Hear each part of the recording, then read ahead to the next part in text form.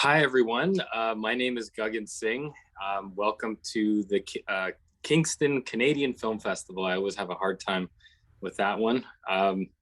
Welcome to the Kingston Canadian Film Festival. We'd like to recognize that the events of the Kingston Canadian Film Festival take place on traditional Anishinaabe and Haudenosaunee lands. The staff at KCFF are grateful to live as uninvited guests upon the traditional territories of the Haudenosaunee Confederacy and the Anishinaabe Nation. It is to be recognized that this territory is included in the Dish with One Spoon Wampum Belt Covenant and an agreement between the Iroquois Confederacy and the Confederacy of the Ojibwe and allied nations to share and care for the resources around the Great Lakes.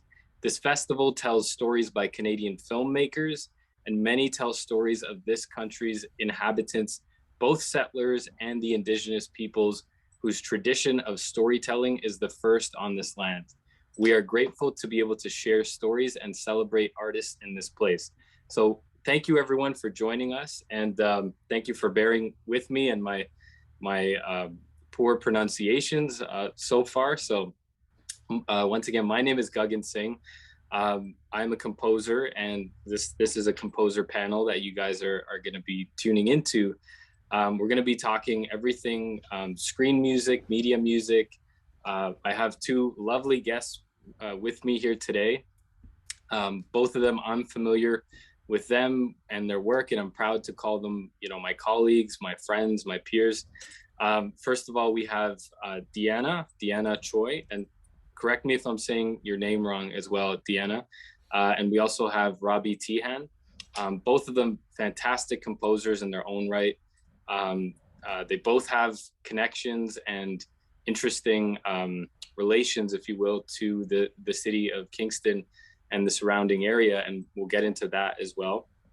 And I also encourage you all to, whoever may be tuned in already, and I'll repeat myself every several minutes in the conversation, that please, as you're tuning in, we want this to be interactive, so ask questions. I believe the way it's set up, you should be able to type in your questions, and the way we've set it up is we should be able to field and see and read your questions and discuss it, so that you're getting answers in real time and you feel that you're part of the conversation as well.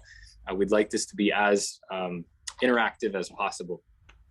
So without further ado, I'd like to introduce my two lovely guests here once again. And I want to start with you, Deanna. Can you give us a background on yourself? Obviously, we know you're a composer, but for many of us that don't know, can you give us a bit of a background on yourself, on your current day-to-day musical life, and how you got into it all, how it got started as well? For sure. Thanks so much, Gagan. Well, first off, I grew up in Kingston, actually. Graduated from KCVI and went That's to amazing. Queens.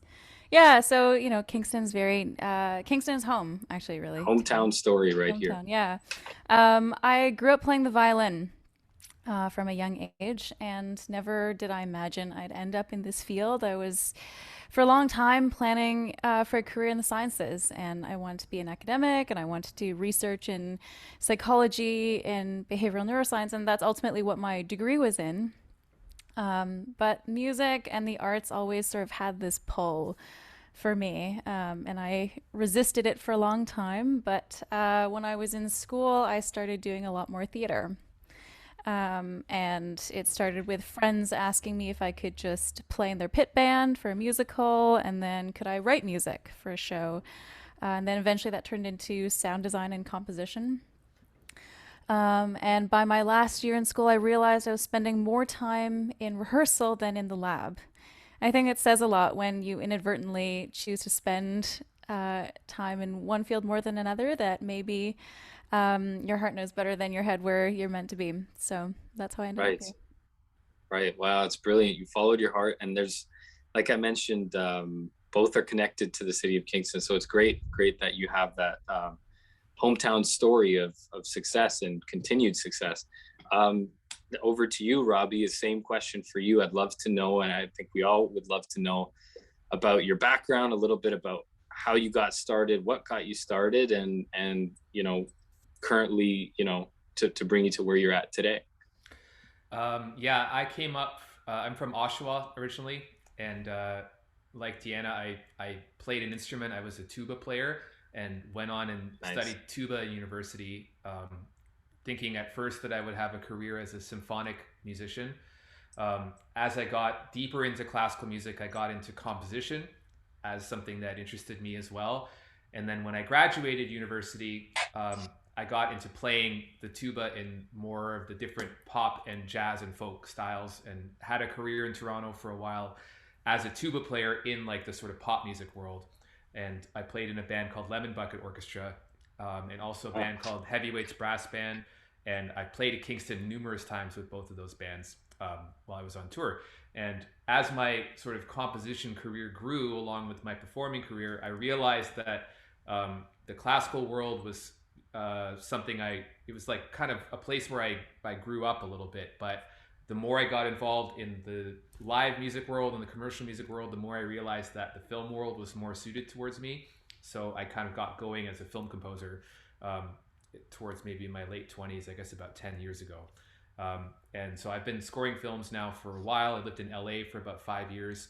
I'm back in Canada now, and I actually just signed a lease on a place near Perth. So I'm going to be kind of in the general vicinity of the greater Kingston sphere of influence. Not area. exactly Yeah. close, but Kingston would be probably the closest major city. I'm about equidistant from Ottawa and Kingston on this place where I'm going to be living. So I look forward to spending some time. It'll be a change for me having been in Toronto and LA, and now I'm going to be thinking, well, I think I'll go to Kingston to see the big city. That's going to be my life now. So I'm excited for that. Right, right. That's awesome. So you both really started as, you start. I'm guessing you both were young too when you started as musicians, but you started as instrumentalists, right? And there was a tie to classical music. Um, from that point on, and both of you, I guess, because you had these ties to classical music, that was kind of your inspiration that led you to composing. Why like screen music? Why media music and not like you know record production or like classical concert music or writing for symphonic orchestra like in your case, Robbie? How come screen music? Was it just happenstance and those types of opportunities serendipitously came along, or was it like kind of a more thought out choice? And I'll ask you first, Deanna. I like to say that it's because I would never make an album because I need someone else to give me a starting point. Okay. Um, in addition to working in film, I work in theater, and both of them are highly collaborative environments. And I'm definitely someone who thrives being around other people and working with other people, and just the back and forth that you get, the inspiration you get from seeing what the set looks like and what the costume design is, and then hearing the actors, and it gives me a lot of guidance as to what direction to take the music in. So I'd Right. say that's the main reason for it. Right. Very cool. And how about you, Robbie? Okay, so I have a bit of a story. Let's So go for it. We got time. okay, good. So I was a classical composer first before I was a film composer. And Right, right. I got an incredible opportunity, when I was around 26, to write a symphonic piece of music for the National Youth Orchestra of Canada, which they performed, Nice. took on tour, recorded. It was nominated for a Juno, and it was like a massive event for me in my career. And in that moment, I was sort of facing down, like, oh, there's a potential for me to have a career as like, a Canadian composer of modern symphonic music. This is wonderful. And I wrote a piece that was very tuneful, very rhythmic, and I just put my heart into it. And it went great. Like, it was a big success. But there were two Wow. sort of seminal little just moments occurred on that first tour that just stuck in my mind. And I'll tell you one of them, and both of them actually. One of them was I was at the concert, And this was in the National Arts Center. And the conductor was up there introducing the concert, giving a little talk. He said, we're going to hear a great new piece of music, new composition called Dreams of Flying by Robbie Teehan, that was my piece. And he said, and then we're going to get into something a little more contemporary, Stravinsky's Rite of Spring. And I was like, hold up, wait a minute. Yeah. You just said that Stravinsky's Rite of Spring was more contemporary than my piece of music. A piece that was written 100 years ago was more contemporary than a piece that was written a month ago. I was like, what on earth? Like, the values of the orchestral world do not consider my music to be contemporary because it's tuneful and melodic, right?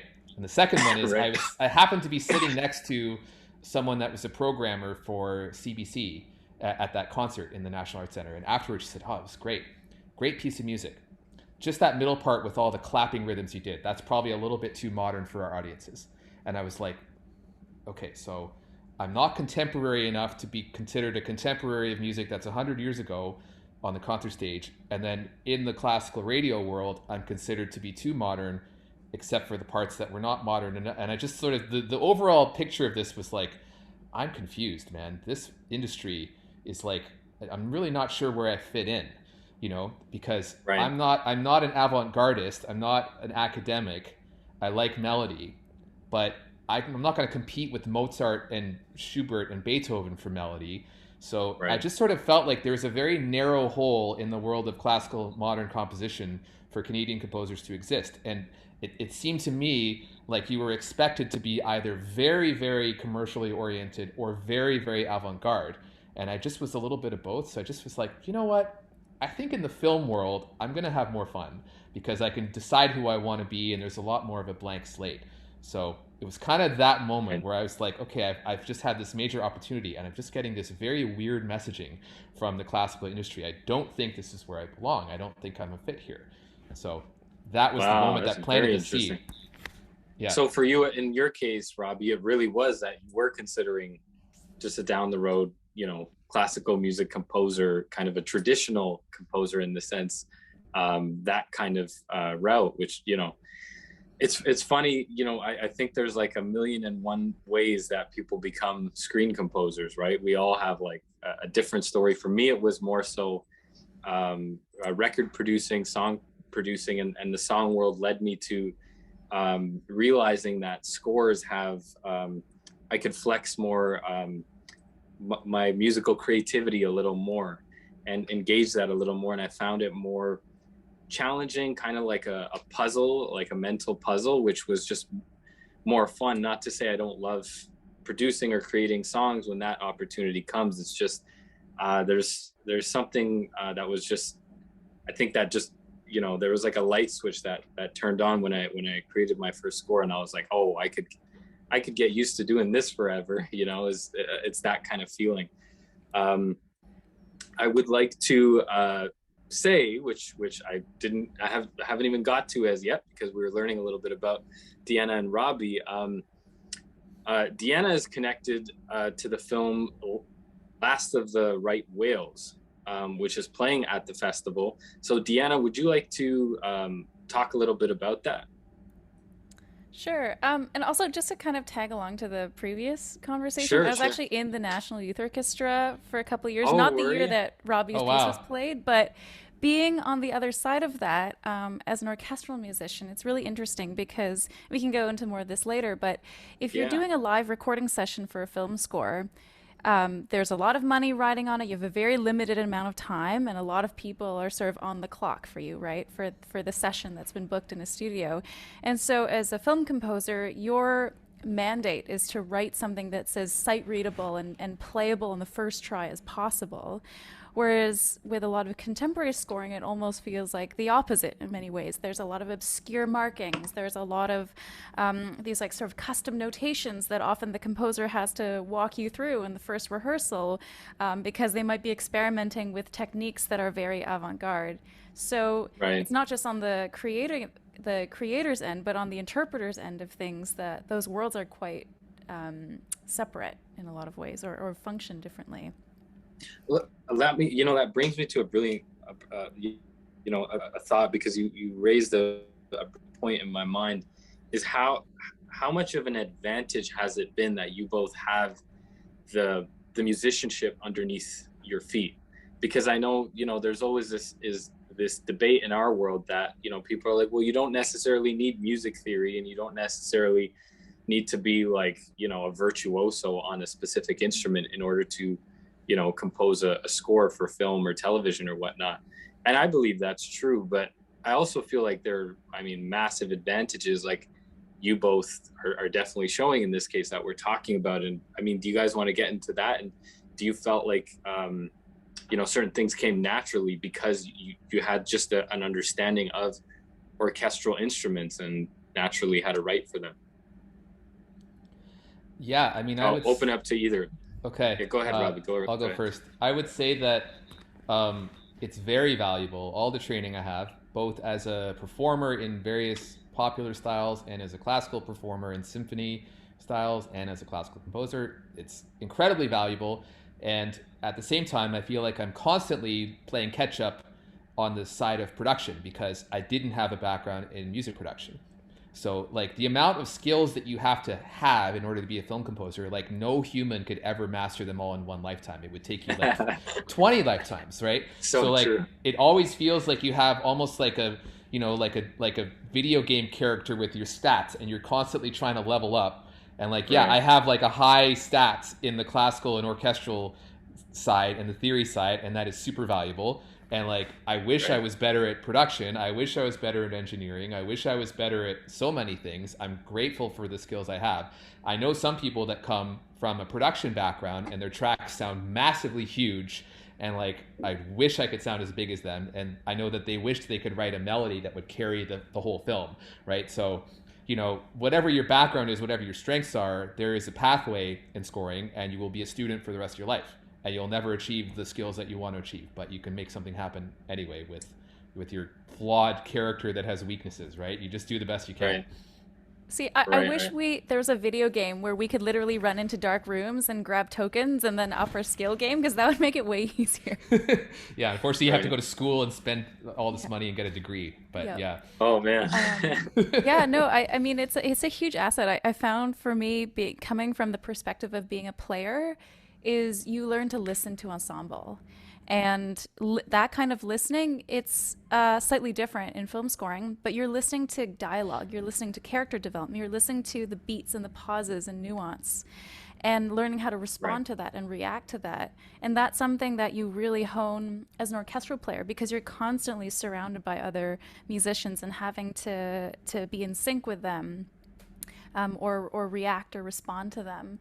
So that's a huge part. And then on the more technical side of things, it's even how do you generate a piece of score on sheet music that someone can read easily, because you know, oh yeah, these markings make sense, or these are things that are going to be intuitive to play, that someone who's used to generating music on a computer might not have that same sort of in-person experience with. Right. Both amazing points. I mean, your listening skills definitely go up. I mean, I remember mine. I can't say I'm a full orchestral musician, but I played all types of percussion at the back of the orchestra through grade school and high school and even university. And I always remember that the percussionist would always get told off by the instructors to, you know, just kind of be in the back and shut up for a bit while we kind of take care of like all the real sections, you know. And when that would happen, I was okay with that, because I was sitting there watching and learning, like, you know, you hear the woodwinds doing their part, you hear the brass section doing their part, and the string section doing their part. And you're like, oh, and there's something going on in your mind that it's hard for me to really sit here and describe it, but it's a learning that is kind of just ingrained in you, that you take to the technology. And I know most of us now, especially since the COVID world happened, you know, there's been a lot less group recording happening, and we're all kind of sitting in our silos, perhaps sadly working away, which is also another you know, another kind of point of topic that Robbie brought up, is that technology is such a big part of our world. And I know Hans Zimmer has this famous quote about how, you know, a violin is technology too, and it's, you know, and that kind of thing. And I believe that, but at the same time, how how important is today's technology for us to integrate into our lives in order to have a working life as a composer. You know, and I guess I'll go back to you, Robbie, because you know, you mentioned the importance of it and how it's always, no matter what, we have to learn, you know, elements of mixing and you know, we're kind of a recording engineer and throwing all these other technical hats on too at the same time while we have that musicianship under our belt as well. Yeah, I would say that film as a concept is nothing more than storytelling married with technology. And like since the very beginning of humanity, we have had this in some form. We've had storytelling, right. We've had technology. The technology in primitive times was a fire, and we sat around and the flickering light created a mood, and that was all we had, right? And by the way, like, I don't know, I saw this incredible article that said that someone took a torch into a cave and saw the cave drawings, you know, of like the animals in prehistoric times, and when the torch flickered, it looked like the animals were moving, and someone was like, "Oh my God, was this the first movie theater?" So basically, that is very cool.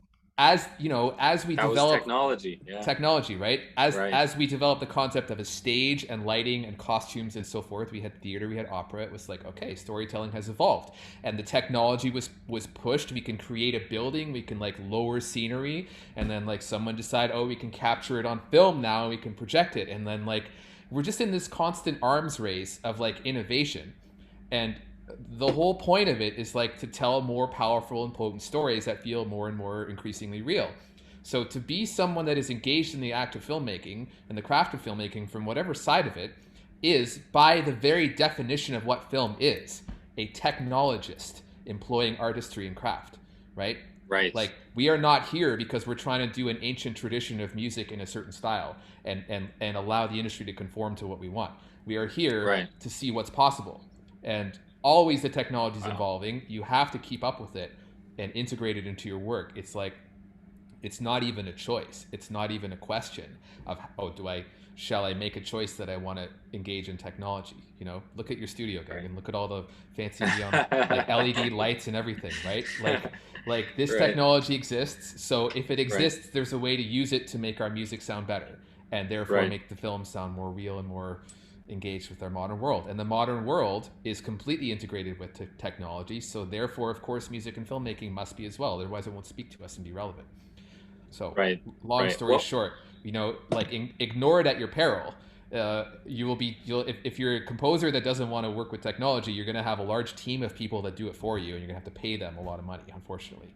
So, well, luckily for me, as you pointed out, I don't have maybe as authentic as a reason as you pointed out. I just love the technology. Like, they're just toys to me that I keep accumulating, and that can become a bad habit after a certain point too. But absolutely, I completely agree. And I think as much as you know, I'm from that generation of technology where I didn't grow up with an iPad in my hands, but you know, we still had in school, we were trained from the get-go of learning how to use a computer, and that, you know, this is going to be a very important part of your life, learning how to read and write on a piece of technology beyond just,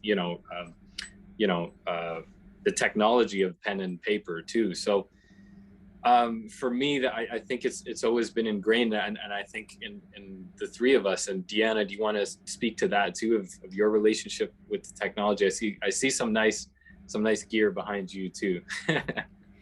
Yeah, well, similar to Robbie, I mean, I didn't grow up with technology, and it was a long time before I figured, you know, this is the end of a cable that you plug into an amp. You know, being a mostly acoustic player. But then I found one of the things that translated really well from doing a science degree was you had to pick up new technology, new tools in the lab really quickly. No one's gonna like sit you down. They might show you once, but then you have to pick it up right after that, or go back and read the manual and figure it out. And that's a lot of what learning music production is like. It's on you. It's like, yeah, exactly. You might attend a seminar or a course, but after that, it's a lot of, you know, YouTube videos Yeah. and reading Yep. forums and troubleshooting questions. How do I do X on Y? Right. And that's part of the fun. It's also a big frustration sometimes. Right. Um, but as Robbie said, it's sort of an integral part of the ecosystem now, sort of expected with the job description, unless you have a massive team at your fingertips. So it's just whatever direction you want to approach it from, really. Right. I think one of the I can't remember where I heard this, but I want to quote it. I think it was Brian Tyler, a composer in Hollywood, saying that, you know, he had a bunch of technology around him, and he's like, no matter what, like if even if I'm tasked to create like a completely electronic score, he's like, I'm still gonna bring in one human element to it, like whether it's a vocal, whether it's, you know, a violin, whether it's some human acoustic element. He's like, for me, it just makes that difference, and that polish takes it to the next level. And vice versa, I feel that in today's time, I think the best, if we can get the best of both worlds and marry them, you have yourself a great composition in today's market, if you will. So I love both, and how they're both kind of beautifully coming together every time they do. To me, that's making the best of art. I wanted to take a minute here, take a quick break in the conversation to acknowledge SOCAN. You know, I am a new creative executive for SOCAN. We represent hundreds and thousands of songwriters, composers, and music publishers across Canada. And what SOCAN does, and we'll have a conversation about it near the end of the both of yours relationship with SOCAN. SOCAN is a very integral part of the music ecosystem because they represent performing rights and also now reproduction rights. And for us composers, for many screen composers who are working screen composers, the royalty and the remuneration that's generated through their work, through their copyright and the writers or publishers share, which SOCAN administers, they're able to have a living and you know, have a healthy living in this career path. So I just wanted to take a minute to acknowledge SOCAN and tip the hat to them. And I also believe we have our first question. So I'm gonna stop with my questions for a moment and get to the more important questions. We have our first question from, I don't know if it's Rob Wood or Janet Lee, or if it's both, because I see both of their names. So in scoring films, do you start with a defining moment in the story, or the overall arc and texture of the entire film? Or is there an initial conceptual idea, as with the theme for Succession, for example, they wrote in brackets? So I'll open it up to either of you, and if you want me to repeat the question, you can let me know too, if I went too fast. Do you want to go first, Deanna? Sure. I guess this answer's a cop-out, but it depends.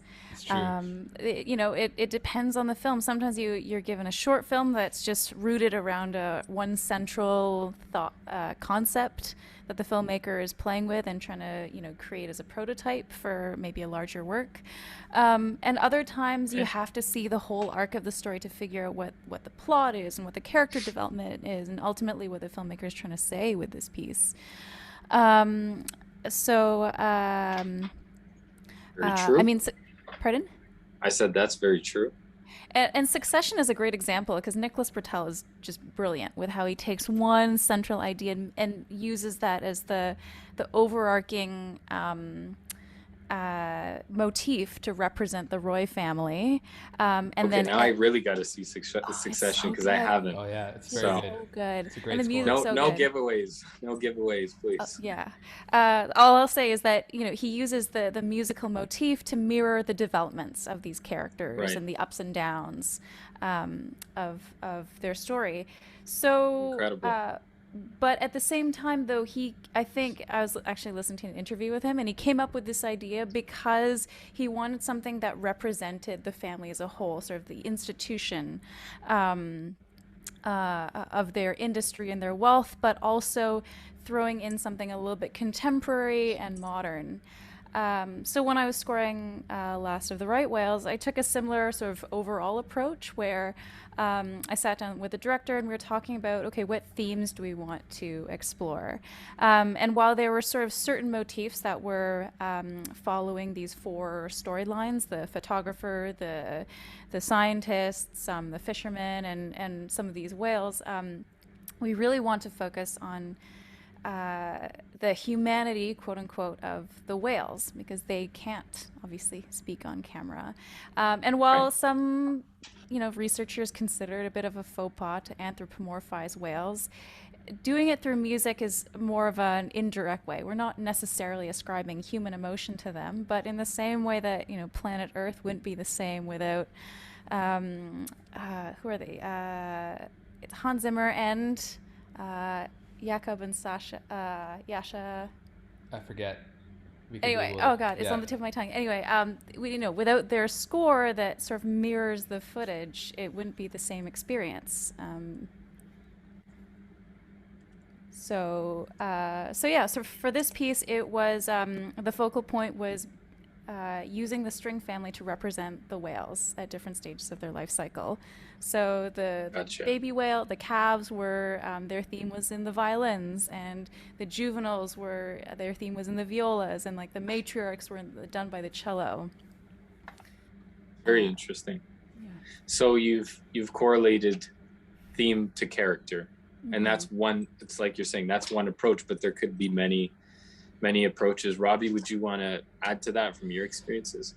Yeah. So another thing that is a common move for directors is as they are editing the film, they will grab pieces of music from other soundtracks and just kind of sprinkle that in. And that's called temp score or temp music, meaning temporary music. And that a lot of times is where we sort of start. We like look at their edit, we come in usually like around the rough cut, like when they've got the film, but it's still like not final and they're working on it. That's usually when we start the conversation.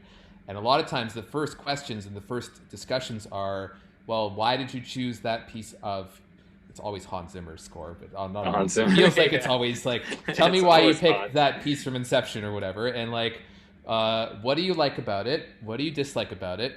What's working about it? What's not working about it? And like through those initial conversations, I can kind of get an idea of like what the vibe is that the director is going for. And, we have to decide, obviously, like there's an infinite amount of choice in terms of what instruments and what sounds go into any film score, like literally an infinity, right? So how is it orchestral? Do you use strings like Deanna was saying? You have violins, or you could have done that with like a flute and a clarinet and a bassoon if you wanted to, right? Like that could have been an option. So you kind of have to figure out what the rough parameters are stylistically. So the temp score can be a really good way to start that conversation.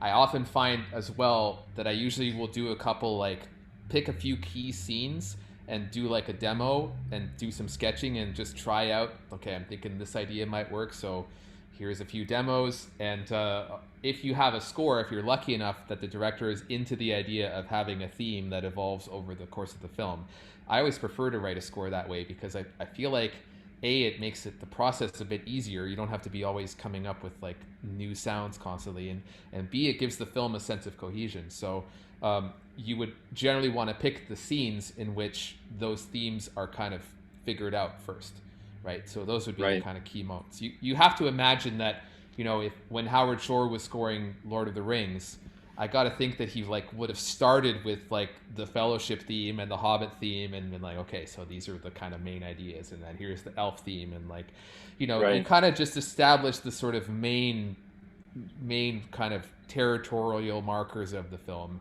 and maybe the director may or may not like it, so you might have a process of kind of trying a few ideas, and once those kind of tent poles are in place, then the rest sort of fills in the space between, and that's kind of how I do it usually. That's amazing, and that's actually such a great kind of pro tip that you're getting into. And I think if I can chime in on that conversation too, I recently through the COVID period, I worked on a video game soundtrack, and I know this is a film festival, so we're going to keep the the focus on screen music on film, but I've obviously previously worked on films. And then when I came to this video game soundtrack, I realized what Robbie just said, how important that was from my film music experience on another level, because you're really fitting puzzle pieces together, at least in this specific experience I was. And it was so important to have certain motifs and themes laid out in a certain order in order to get to the next, in order to figure out the next puzzle piece, if you will. So again, like I love that puzzle piece aspect of it, and I love how you broke it down. A question that came up to my mind that I didn't even have written down, but I'm just personally curious about, Robbie, that you brought up, is the directors will usually bring in the composer when there is a rough cut, which makes some sense, because now there's obviously, you know, some sort of finality, it's something to work with, and then they have a temp score. Is there in both of your experiences, has there been any projects that you've worked on where they've not done that, where they've either brought you in super early, if you will, like at the very beginning of a project before there's cuts, and start to work with you or create dialogue, if you will, on the music score? Or have they also, you know, in contrast, brought you in like super late, and then you're, you know, obviously up against it? It seems like you're always up against it. You know, there's Yeah. constant deadline pressure, no matter, Even if no you have matter like what. a year to work on it. Yeah. I'm trying to think if I've ever had a film where there was no temp score, and like almost maybe no. once or twice, you know. Wow. But it's almost universally my experience that the director is putting some music in there, and I don't even know, like, I guess it might be nice to try score a film with like no music there, but I'm just used to it now. But like it's kind of like establishes their mindset about how they're approaching the scene. Occasionally I've been called upon, like every now and then you have a situation where there's a piece of music in the film and the characters are reacting to it somehow, or like they're playing and they have to mime it, or like someone's dancing to it or something. So then you'll get involved earlier in the process while they're shooting it, and then you'll take a long hibernation while they go and finish the film and edit it and then come back. That actually happened with Scarborough. There's a scene where towards the end where one of the characters is singing karaoke to like a Whitney Houston song, and they actually didn't have a karaoke track, so they were like, hey, can you make a Whitney Houston karaoke track? Like, he's got to sing it. We're shooting it next week. I'm like, okay, yep, no, yeah, sure, no problem. We'll do that. Exactly. So, you know, what I ended up doing for that is I outsourced that, because I am not an expert in 80s synth production. So I found someone that was. I'm like, hey, can you just do this for like a couple $100 for me? And then I just had them do that for me. So remember I was talking about the stats. Like, my stats in 80s music production were very low, so I asked for help in that. I love 80s music production. I should have had you do it. The nice cheesy chords. I love it. Yeah. That's very cool. And we're gonna, you know, that's something I want to get to as well, Robbie, later in the conversation. A couple of films that you've scored. One of them Robbie just mentioned is Scarborough. We'll get into that in a moment. Deanna, do you want to add to that question, or comment on that, in terms of, have you always, in your relationship with directors, producers, filmmakers, is it always temp music, or have you ever kind of gotten ahead of that? And do you prefer that or not prefer that? Yeah, I mean, most of the time I do get temp in the way that Robbie's mentioned. There have been a few projects where I haven't got temp score, and that's always an interesting, you know, start from scratch. And there's still an element of temp score in terms of creating the palette. And so maybe that's, you know, making a playlist of existing sources of inspiration, whether it's existing film scores or even just pop music or classical music that exists in album form online, that, you know, you might cobble together with the director and say, this is a representation of the direction I want to go in. So at least you're starting to listen to some ideas and be in that ballpark. But I think working in theater is much more similar to this idea of starting from the ground floor up, because you don't have anything there. as a placeholder, and you have to build it from scratch. So while it's a very exciting place to be because you really do have a lot of creative freedom. And generally, in cases like that, you're working with a director who's willing to take more risks and be a bit more adventurous with the score and use sort of non-traditional instruments, or do sort of more wacky things with the music, as opposed to someone Right. saying, no, no, this is a crime procedural, like where there's a certain model that they're following of storytelling, or pastiche or satire, where you're clearly trying to tap into sounding like an existing piece of music. So yeah. Right. Right. Very cool. And it's cool to learn about the contrast of how it would work in theater versus, because yeah, I would assume the temp music thing is kind of goes out the window at that point in that scenario. Um, we have another question that has come in, but before we get to that, I would like to touch on this. Robbie touched on the film Scarborough, which has played at the Kingston Canadian Film Festival, and he's also scored Bitter Harvest. So Robbie, I mean, do you want to take a couple moments and talk about a bit about both? And you can start with either or film, and kind Okay. of give us the gist of what it was like to work on both of those, and the experiences. Wow. So Bitter Harvest that's a topical one. Um, that is a film about the there was like a historical event in Ukraine in which there was a famine, and Oh wow. it's known as the Holodomor, and like I don't know, millions of Ukrainians perished under Stalin's kind of like there's a forced starvation thing, and so this was a historical epic. And my involvement in this film was kind of peripheral. I didn't actually create the score to the film. That was done by Benjamin Wallfish, who is one of the top composers in Hollywood. But Wow.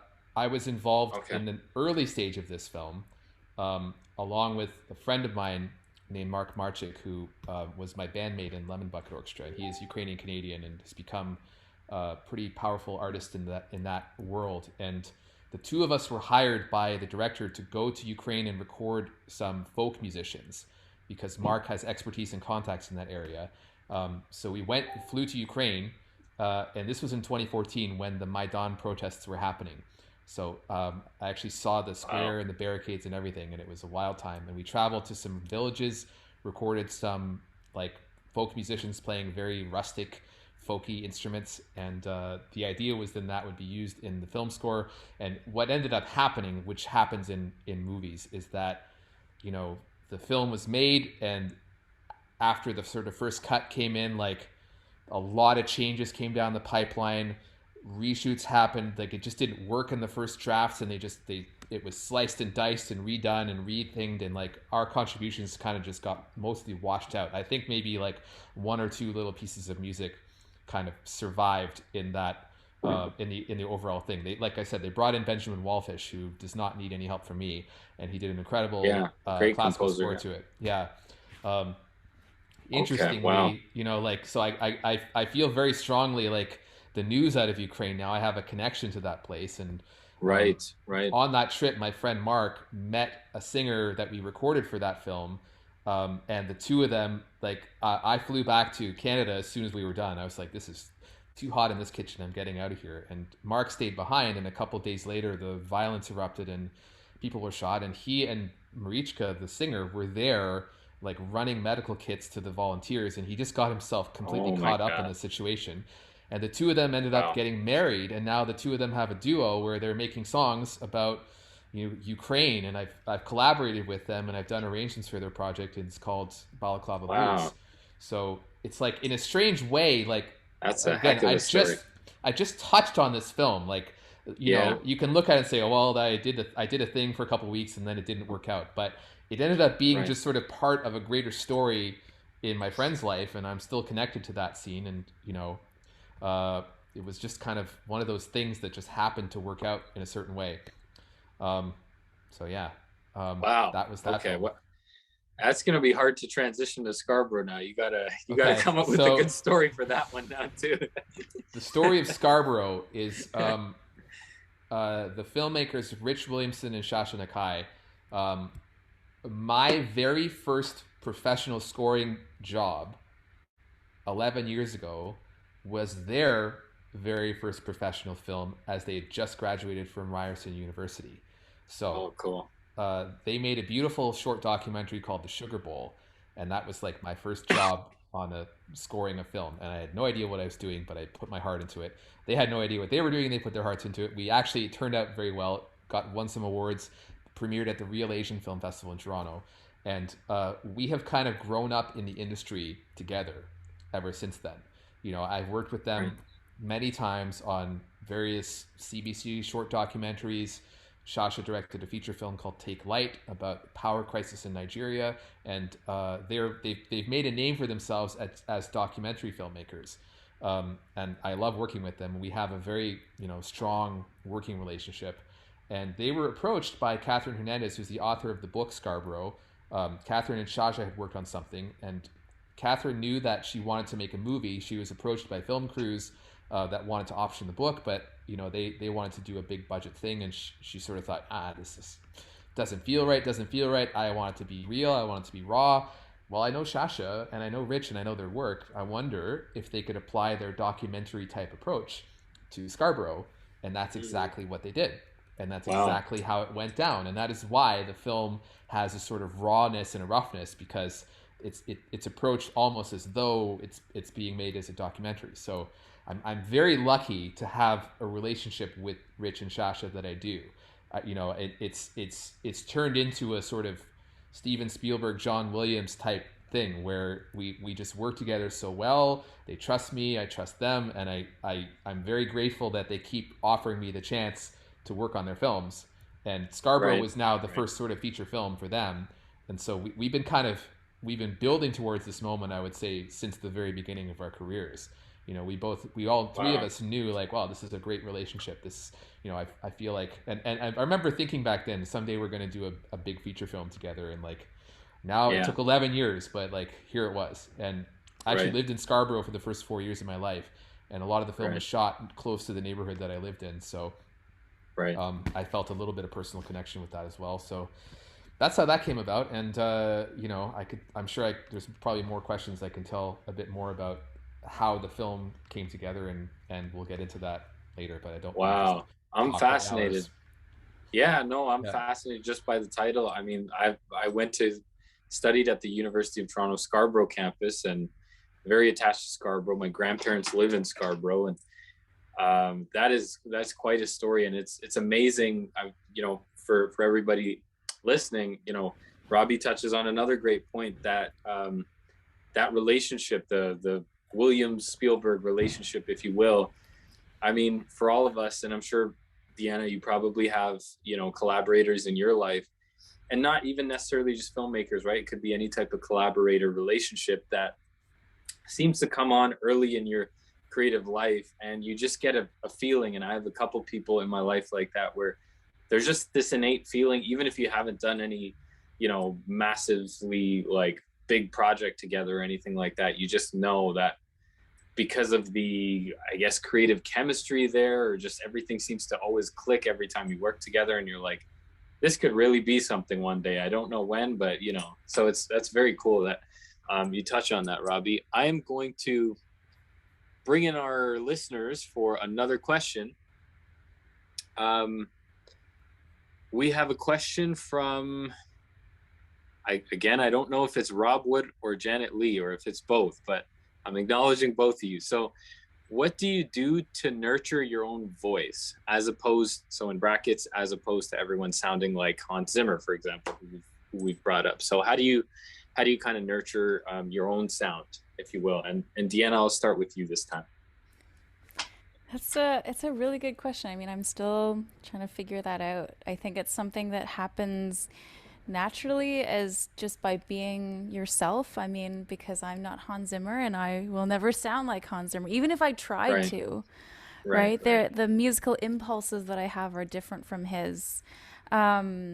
And even like this is a silly analogy, but I was thinking of the X-Men movies. How James McAvoy plays uh, uh, Patrick Stewart's character as a younger man, right? Right. And there's certain, like, he studied him and has certain like mannerisms and vocalizations that he tries to emulate. But even so, it's still James McAvoy's interpretation of a character, and Right. you can't take that away.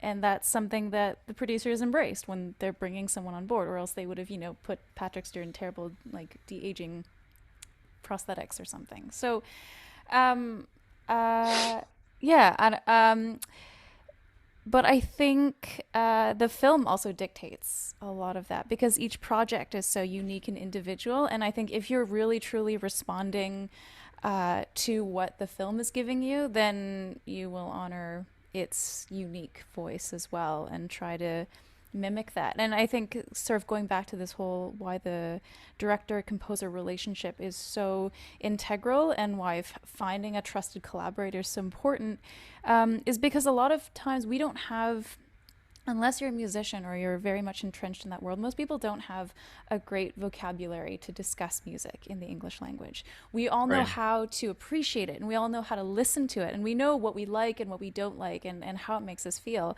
But rather than a director coming up to you and saying, hey, I'd like you to put something in E flat in the clarinet, but also throw like a rollicking, like bossa nova, riff to it. And then I'd like you to put it in a Mixolydian mode after that. Like, no one says that. That would be But something, hey, for it would be filmmaking. wild, right? But they come Like, to you and they're like, okay. no, I want to feel what this character is feeling in this moment of loss that they've endured, Right. or this is them like holding on to the last shred of dignity that they have. Like, can you support that?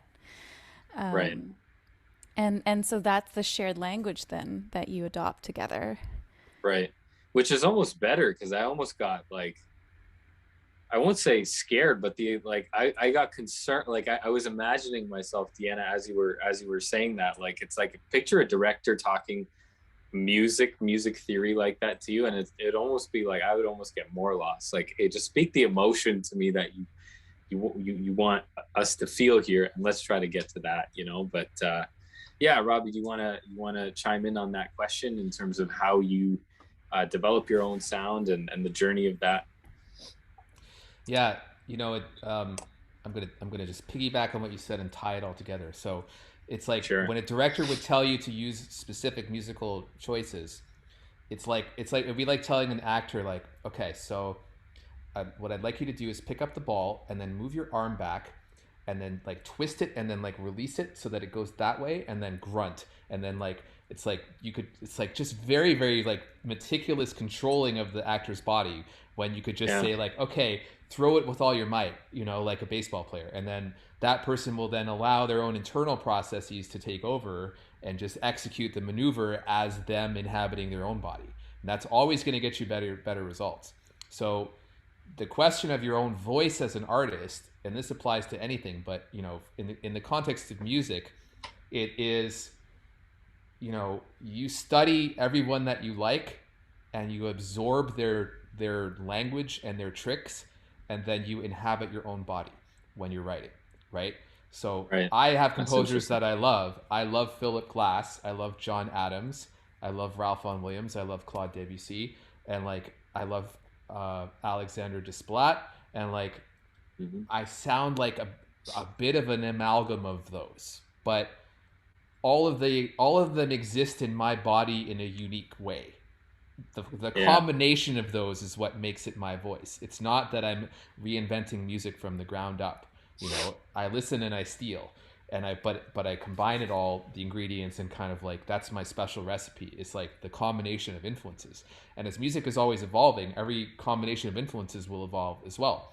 So Right. and I bring in Wagner and I bring in Beethoven and I bring like whatever's called for in the situations, right? But ultimately, when I sit down to write music, I try not to think about what Hans Zimmer does or what Philip Glass does. I just try to Yeah. feel it and then trust that what comes out of me is going to be my voice, and Right. that's how it works to me. Right. It's like there's a knowledge and a wisdom in the body that brings forth the unique energy and signature that you have, and Oh, that's a trusting that brilliant point. is what That's brings such your a good voice. point.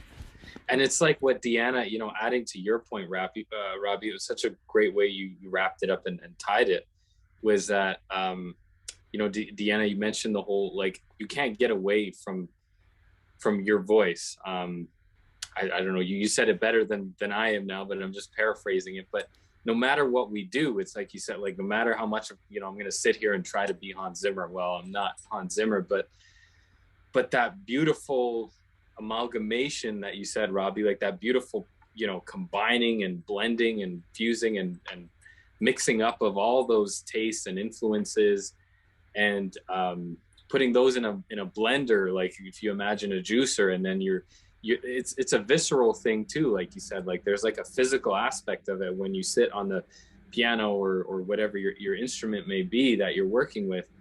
You feel it. So there's kind of like an innate, almost like a physical knowledge that the body has, that I'm not going to get scientific about it, but maybe that the cells have, right, when we're kind of using that our muscles and playing the instrument and writing to it, for a score. So to me, it's definitely, I relate to what both you said, and I relate to that experience too of how I feel it, because I don't know otherwise. I can't. It's not as much of an intellectual process to me as one would think. So very cool answers to that's like a tough question that we all, I guess, deal with for a long time. Can I add something? Yeah, please.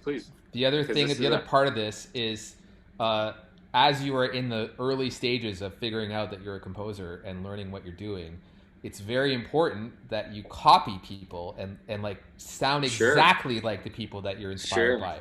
Because like, absolutely, you've got to figure out what works and learn the language and learn the tools and learn the grammar and the structure. So like your first works are going to be derivative, and that's a normal process towards finding your own voice.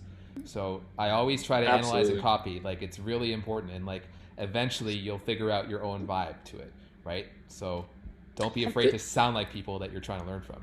Well, there's a reason that John Williams sounds like Holst at times, or Hans Zimmer sounds like Mahler, right? Or people sound like Korngold and Stravinsky, and or Aaron Copland, and they come from that generation. And then you have, whoa, let's that way. And then all good.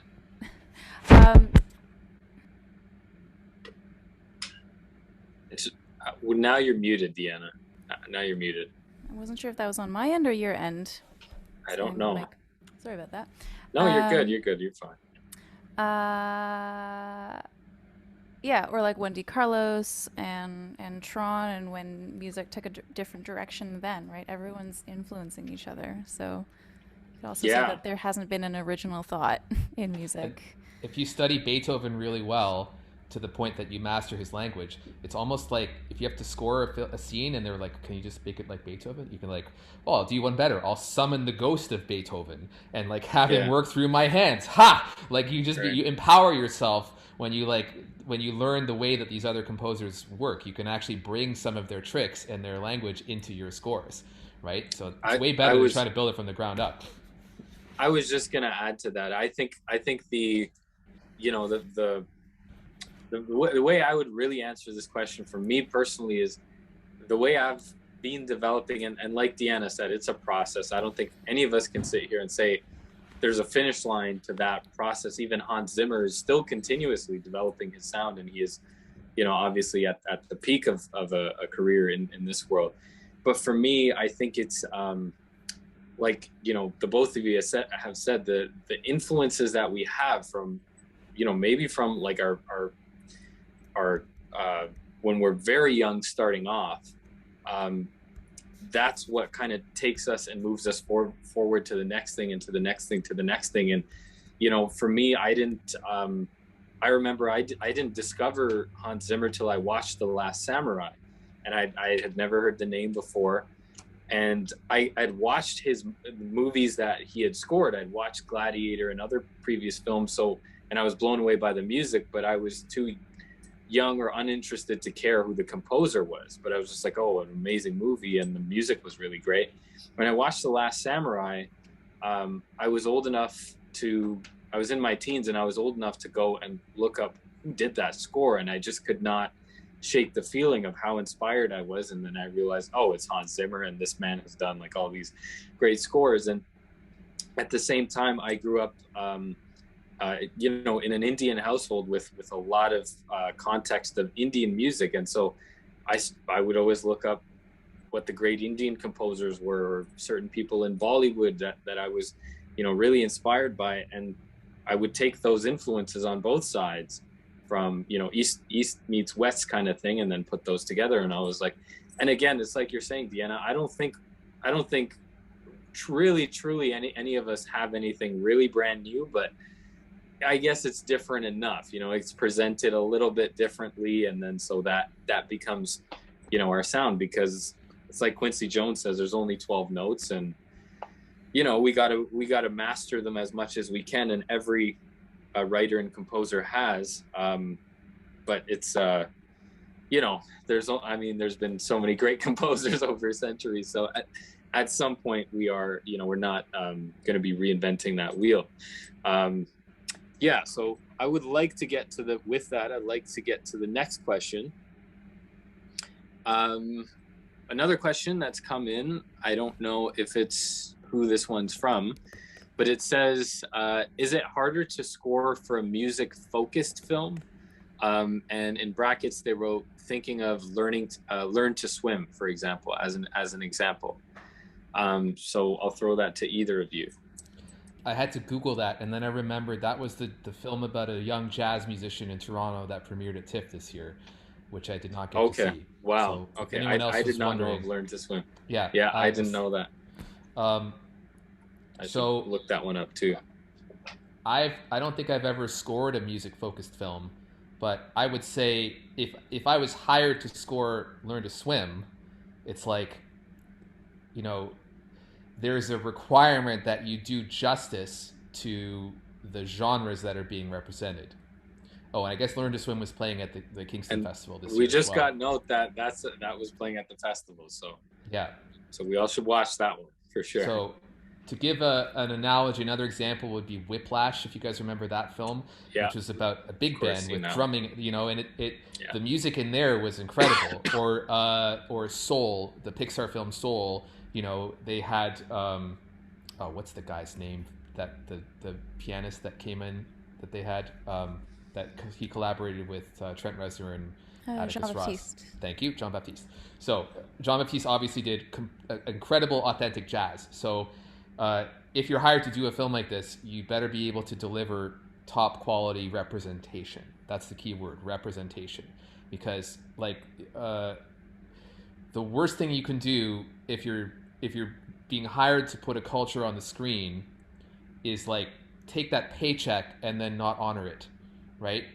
So you either have to speak that natively, or you've got to bring someone in that can help you execute it somehow.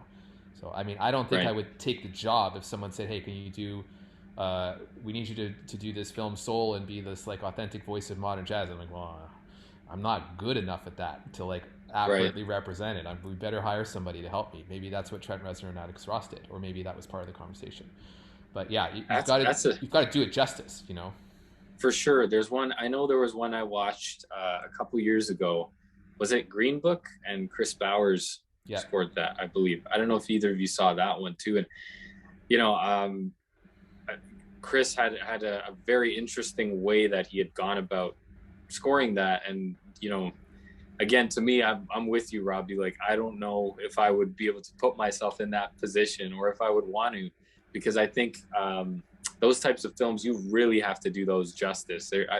So to answer the question from my end, I think it's like, that's even more challenging. It's double the challenge. Deanna, would you like to add your thoughts? I mean, I agree with everything that both of you have just said. The movie to me that comes to mind is The Red Violin, which is from a few decades ago, and also another, it's John Curigliano did that score, right? And there, I think too, when it's a film about music is not only, you know, thematic and emotionally tied in, but it's a central character. Totally. And so I would imagine that a process like that, as a composer, you'd be brought on way sooner than you typically would, because you might have to create things that either a performer ghost plays on stage and that gets, live tracked by another musician, or even the case of Meryl Streep, where she actually learned to play the violin for Music of the Heart Yeah. from a few years ago, Wow. right? So I think the process would be different as well, and creating a very cohesive language throughout the film would be even more essential in a case like that. Absolutely. Absolutely. And have you had any experiences in your world, Deanna, where you've done anything like that, or not as yet? Not yet, although it would be a really fun challenge. Never So, say never, right? yeah. I feel like there's a little story I want to tell, and that is Sure, that the please. very, very, very, very first film I ever worked on doing music was before I was like officially a composer, but I was a tuba player, and like a Ryerson student named Lee Filipovsky found my website or something and was like, I have this ridiculous short film, and the character is a tuba player, and he has a tuba trio, and they play like tuba music, and then he like there's a thing with more tubas in it, and like, can you help me? And I was like, yeah, I want to be. I was like at that point thinking of getting involved in film, so I guess I was brought on because someone had to make tuba music for this funny short film, and like that was actually Interesting. my first ever credit, my first taste of scoring was through that process. Yeah. Yeah, mine was a little bit similar too. Now that you bring that up, Robbie, I grew up playing an Indian classical percussion instrument, the tablas, and I was hired for a feature film to create all the Indian percussion sections for that. And it wasn't a credit as a composer, but I was, kind of on the arranger and musician side of things, and I guess that's an interesting role too. But to actually play to recreate, I guess, the role of music within music, if that makes sense. I don't know if that was the best way to word it. Is like, I don't know. I don't know when I would be ready to do that, but I think it would have to be a very specific situation. So I think, going back to that question, I think, it's, if I'm a director, if I'm putting myself in the opposite shoes, I would want to hire a composer for a specific role who I feel could really emulate that sound. Like I don't know if I had not watched that movie that came out a long time ago on Ray Charles, where it was Jamie Foxx, I believe, right? Yeah. Acting as Ray. But I can't remember who did the music to really kind of Let's Google it. going back to jazz, but that's a thought too. And I was, I would think that that's such a challenge in itself. So yeah, I mean, that's, I want to get to the next question. We got a couple more questions coming in. We got a question from Kathy here. Well, I guess a comment first. She says, hopefully we'll hear the soundtracks of their films with their comments of that section. Learn to, no, that's the next. That's the comment. That's the comment, sorry. So Kathy, again, she said, hopefully we'll hear the soundtracks of their films with their comments of that section. Kathy, you know what? I think we would have loved to do that if we could be there in person today, but obviously the festival is mostly online. So we didn't have the setup to do that this time around, but I would personally have loved that too if Deanna and Robbie, if we could have taken, little excerpts of some of your scores and maybe even have the scene up as well and go through that. But I guess, now we can maybe potentially publicly commit them to next time, right? So I have if you want to go to my website, there's some clips if you just want to hear some of the music from Scarborough, just robbieteehan.com and then click on music. There's a section where I have a couple of the soundtrack clips. Can we add that in the chat? Actually, I'm gonna do that myself right now here. So yeah, I'll just paste Robbie. Okay, that would be great. And then you can share that through the live stream. I don't know if they can see the chat or not, but I did kind of grab a couple of like the greatest hits, and then there's the link. Perfect. And we have Deanna's as well. Awesome. Yeah, Kathy and anyone tuning in, we'd love if you could go check out both Robbie and Deanna's website. I'm sure they've got excerpts of their scores there, some of the great work they do. Obviously, still have a little bit more time, but as we finish the conversation, that's something we wanted to do at the end as well, because you know, these are local talents, and you know, now national level talents for us, and we want to make sure we keep in touch with them. We have another question, which I don't know if I understand. Again, from Kathy: can music you don't think is appropriate destroy that? So, okay, so can music you don't think is appropriate destroy that film for you?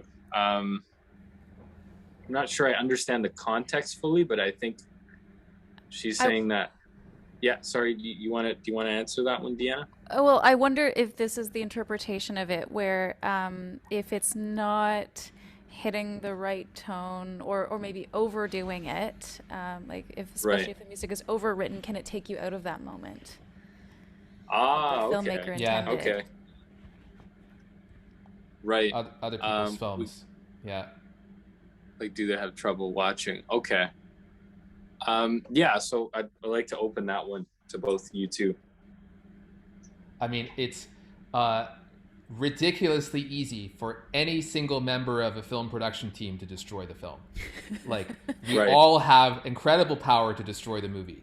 Like, all of us. Like, if one costume is like looks dumb, or like one thing of the scene looks hokey, you know, like, you're just, the film is it's basically a hypnosis, right? Where like you're tricking the person into like letting go of their mind and surrendering themselves into the story, and they do that through like the sound and the music and the lighting and the cost, like everything just being like, yeah, this is reality, this is reality, this is reality, and like one false move will like pop it for you, right? So the answer is like, yes, if the score is pushing emotion too hard, then I'm like, oh, this is cheesy. And the moment you have that thought, you're not feeling the story anymore. Or if there's something, I don't know, like for me, I mean, I guess I have pretty high awareness of that stuff. It's hard for me to just watch a movie passively.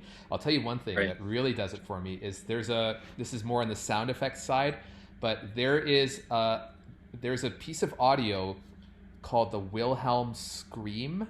And it's like a famous little sound designer joke that when someone falls off a building, there's like this one sound effect that's like, it's like an inside joke that everyone tries to sneak it into the film, and it sounds kind of like, oh! Yeah, Deanna, you got it. Yeah. It's amazing how both of you knew that. So every time I hear that, it's like, it's in Star Wars, it's in Lord of the Rings, it's in Gladiator, like it's in so many movies, and I'm like, it's like these sound designers are winking at each other, and I hear it, and I'm like, there's the freaking Wilhelm scream. Like, it pulls me out of it, right? So I guess that'll do it, you know. But yeah, it's if the music, yeah, you know, people always try their best, right? We're always working hard, and I can appreciate effort, but I can also tell when the score is like, oh, that's a bit generic, or like, that's not really. So yeah, it's very easy for that to pull me out of the vibe, I would say. And I think too, this is slightly unrelated to scoring, but even music editing, or, you know, picking an existing piece of licensed music, like a needle drop, there's a very fine art to that, because anytime you take an existing piece of music, people who come into the theater to watch this film, they have whatever their pre-existing assumptions and associations with that piece of music already, right? So if it's a very famous song, then that, you know, using Arvo Pärt's Spiegel and Spiegel, or Barbara's Adagio for strings, has a very specific vibe that if you came in as to create original score for that moment, you could create something that is slow and somber like that, but it wouldn't have the same associations that people have with those very famous pieces of music. They wouldn't be thinking of, you know, Saving Private Ryan. Because it's used in such iconic ways. But at the same time, 2001 Space Odyssey would have sounded very different if some of those moments had been original score as opposed to, you know, Richard Strauss. And these, and so there's the flip side of that. There's one time, there's actually a theater piece that I did a few years ago that was an adaptation of Alistair MacLeod's The Boat, which is a very beloved short story, especially on the East Coast. Um, and it chronicles the narrative of a father and son. And the father is a fisherman, and spoiler alert, he unfortunately dies in a terrible fishing accident. And there's a big storm at the end, and it's told from the son's perspective, and it's a very traumatic moment. And the director really wanted to emphasize this in sort of an abstract sound design musical way, because as you know, from the perspective of a child losing their father, it's extremely traumatic. And so I did this wild, crazy, the sound of like metal and wood, being destroyed, and along with various musical gestures.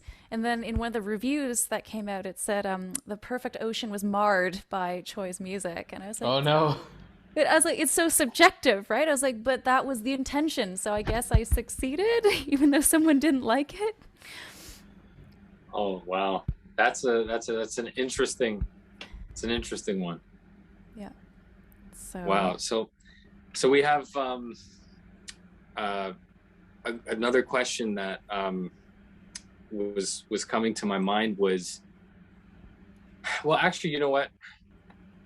I do want to get to I'm going to switch topics for a second, because there's a big question that I've been asked to ask that's going to be, if it hasn't come in the chat yet, it's going to. So I want to get to that just because I'm looking at the sake of time. So we're going to switch gears for a moment. And I want to get the both of yours.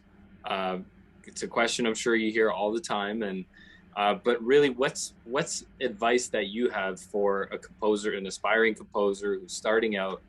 Let's say they're, whatever it may be, they're in and out of film school, music school, whatever it may be, but they're starting their career out.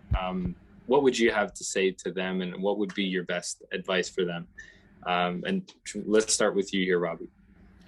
Okay, I feel very qualified to answer this because 2 years ago in the pandemic, I started a business coaching film composers that are getting their careers going, and now. Oh wow! Okay, so we're talking to the right person here. it just so happened, like everyone, all my films, Scarborough was supposed to happen. It got delayed. Everything got delayed. Yeah, I was like, so what am I going to do?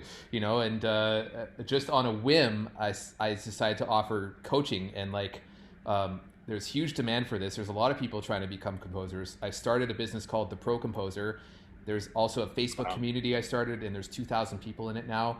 And I've been working with composers one-on-one. I'm also teaching now at Sheridan College in the film scoring program. So I work with composers all day, all week long that are trying to grow their careers. So the basic advice is this.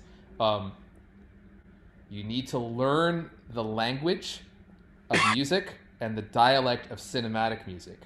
And that is a process that takes time, right? So for all of us, we go through a period of learning, like both Deanna and I come from a classical background where we had an instrument that we mastered, and we learned about the language of of orchestral music, symphonic music, and then we had a process of learning the skills of music production using the computers and learning how composers write in a cinematic style. And so that just takes some time. You have to be very, very patient because the business is very complicated. But from there, I would say the game is about knowing who you are and what excites you and what lights you up, and trying to follow that spark of joy and excitement, because it's going to lead you into your authentic voice as a creator and as a communicator and as an artist, right? You want to think of this like you're trying to be a master chef opening your own restaurant, and that's where you're able to get those $300 menu items where the people come in and pay for a fine dining experience. I think that's, rather than thinking of yourself. Yeah, the flip side is to be like a short order cook at a diner where you're trying to do every style of cuisine under the sun. You're going to charge $10 a plate, right? So the master chefs, they master various styles of cuisine, but they have their unique combination and presentation, and that is their vibe. So to become a composer, you've got to figure out your vibe, and I call this star quality. That's one of my concepts I work on with my coaching clients, and from there it's just a matter. That's brilliant.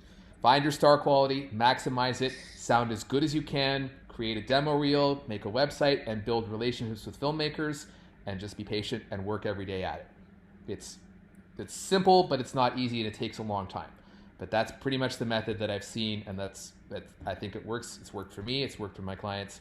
You just got to be patient. It takes about 10 years from the start to the point where you're actually successful. And I've heard that from multiple sources, including myself. So that's my take in a nutshell. I love the analogies there. Deanna, would you like to take a stab at this one too?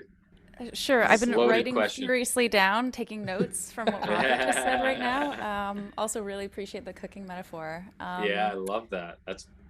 I want to write that one down too. I would add to that, because this is a business of collaboration, just be thoughtful, be kind.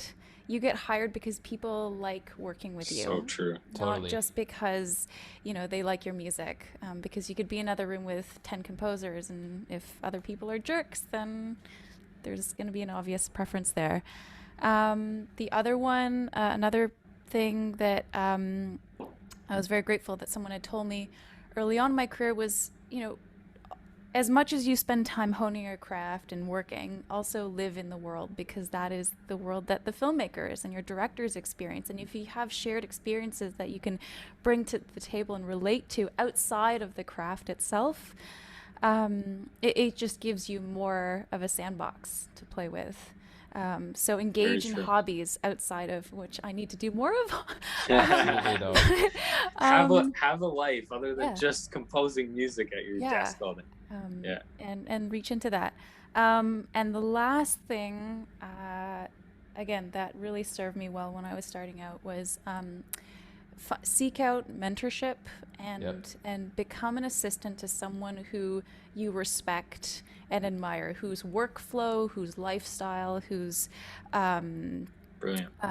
persona you really gel with, because there aren't too many schools that actually teach what the craft of filmmaking is. You can go to school and learn the technique of it, but the actual day-to-day and how do you set up your sessions, how do you interact with performers and run a recording, how do you sit in on a mix at playback with the re-recording mixers and the director and the editor, that stuff isn't taught, and it's experience. But if you have someone, a mentor that you're working with who you can shadow, then you can avoid a lot of the early blunders. So that's so brilliant. So brilliant. That's very good advice.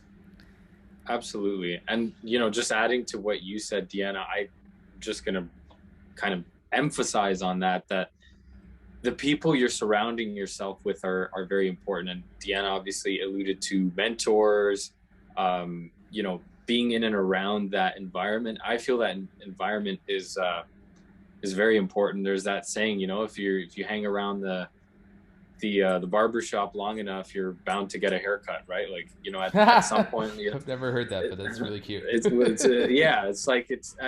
of just a general thing of like the company you keep is really important. And of course, I think, as you were saying, Deanna, having an experience of life, whether it's a social life or what have you, that kind of adds, you can bring that back into your career life as well. So, just adding to that, like, mentors are very important. They have been in my life. I'm sure they have been in your life as well, Robbie. And obviously Deanna said they've been important in her life.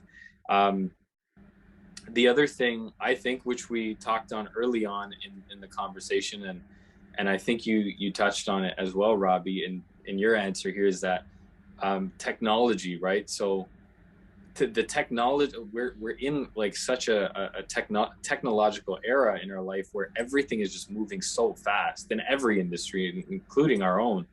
And filmmaking, music composition, in general are moving with the technological worlds. I mean, which one of us doesn't have a filmmaker friend who's bought the latest gear and the latest drones and this and that? And filmmaking has become so inexpensive, and people are shooting things on their iPhones and stuff. And so the content creation is different now. The way content is being consumed is way different than what it was 15, 20 years ago.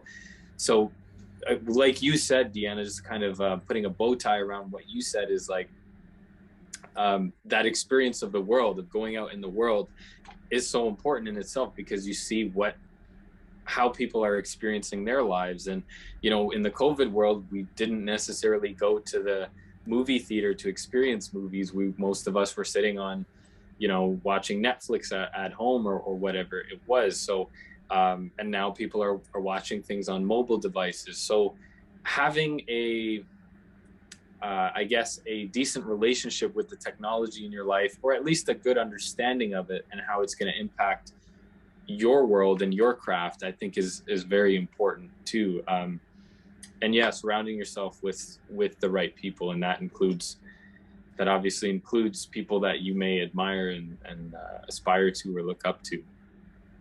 I'm going to check for, I don't believe we have any more questions, but I know we're getting close to time here, and I believe we don't. So, I mean, I would like to kind of open the floor to the both of you, and just kind of, before we close out here, just kind of any kind of further words of wisdom, anything else you'd like to add. Maybe there's something we haven't touched on in terms of the film festival or filmmaking, maybe that I probably left out here. So just kind of want to give the both of you the last word here, and then I'll wrap it up.